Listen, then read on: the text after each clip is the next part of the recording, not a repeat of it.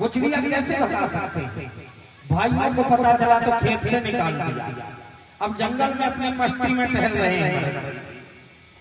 राजा रघुगण जो पूर्व जन्म में हिरण का बच्चा था, जिसके कारण इतना भटके, वो बन गया राजा रघुगण।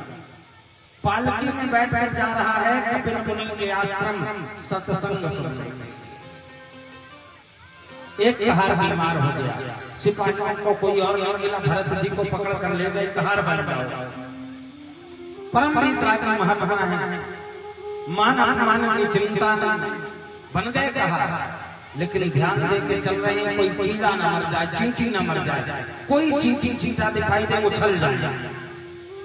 अब आप सोचना, जिसने पालकी उठाई होगी वो उछलेगा तो पालकी में बैठे व्यक्ति की हालत क्या होगी? ऊपर वाला बांस राजा के सिर पे लगा, बोले संभल में चलना, दोबारा उछले तो सिर फूट ही गया। पालकी नीचे रखवाई, सामने बुलाया, हट्टा कट्टा शरीर देखकर राजा से कहा, इतनी सुंदर देह लिए हो, तुमसे जरा सा बोझा उठाया नहीं जाता। सुन रहे हैं, जाने कितना भला बुरा बोलता रहा राजा रघुगण। भरत जी महाराज ने प्रबंध किए, प्रसन्नता से हाथ जोड़कर सब सुन रहे।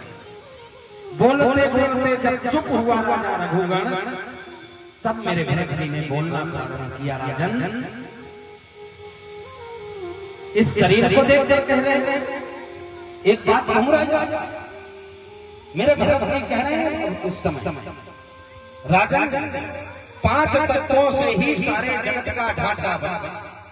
कोई बैठा है बाप बनकर तो कोई देखो बेटा बना, भाई भतीजा या बेटा बस थोड़े ही दिन का खेल है, तीर्थ यात्रा में मिले यात्री का जैसे मेरे।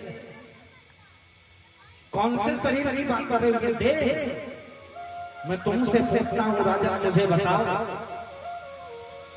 क्या तुम्हें पता है कौन हो तुम? ये शरीर तुम हो या तुम कुछ और, शरीर कुछ और है?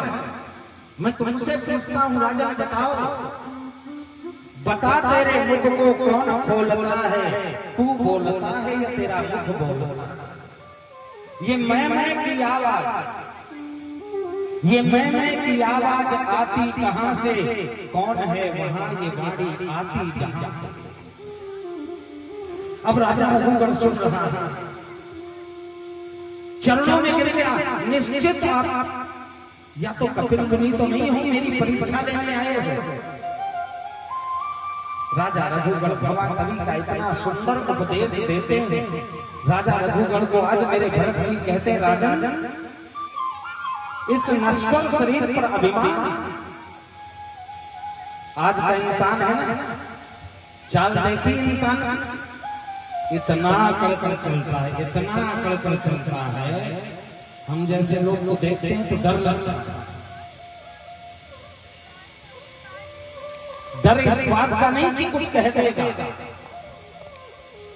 डर इस बात का लगता है ये इतना अकड़ कर चल रहा है, कहीं इसकी हड्डियों में दरार ना पड़ जाए, कहीं इसकी हड्डियों में दरार ना पड़ जाए। कितने कमबख्त गुब्बारे चंद सांसों में फूल जाते हैं, जब आकाश में उड़ने लगते हैं तो अपनी औकात भूल जाते हैं, अपनी औकात भूल जाते हैं। बोलो भक्त वत्सल भगवान की जय। राजा रघुगण को आज भरत जी महाराज सुंदर चेतावनी दे रहे हैं, सावधान हो जा राजा, मान मेरा कहना, नहीं तो पछताएगा।